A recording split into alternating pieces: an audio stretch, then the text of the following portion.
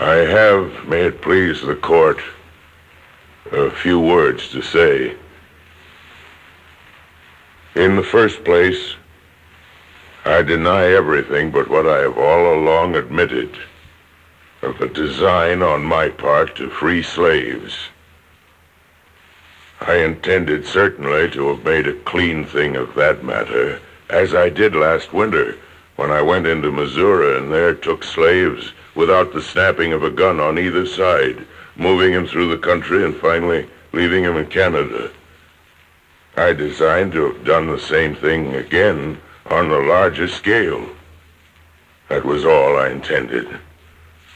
I never did intend murder, or treason, or the destruction of property, or to excite or incite slaves to rebellion, or to make insurrection. I have another objection, and that is that it is unjust that I should suffer such a penalty.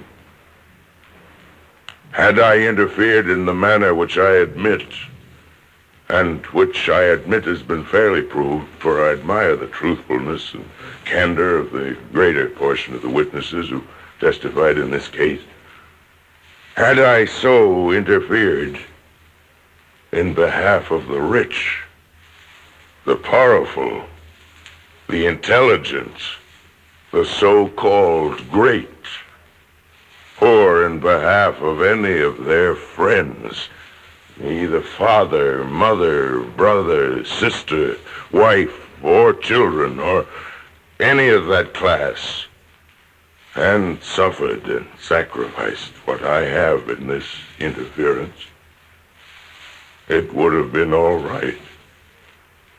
Every man in this court would have deemed it an act worthy of reward rather than punishment.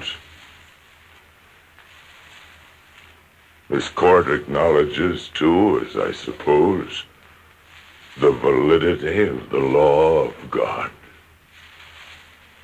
I see a book kissed, which I suppose to be the Bible, or at least the New Testament, which teaches me that all things whatsoever I would that men should do to me, I should do even so to them.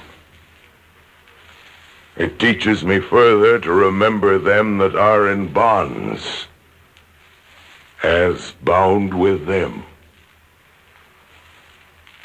I endeavored to act up to that instruction. I say I am yet too young to understand that God is any respecter of persons. I believe that to have interfered as I have done, as I have always freely admitted I have done, in behalf of his despised poor, I did no wrong, but right. Now, if it is deemed necessary that I should forfeit my life for the furtherance of the ends of justice, and mingle my blood further with the blood of my children, and with the blood of millions in this slave country whose rights are disregarded by wicked, cruel, and unjust enactments, I say, let it be done.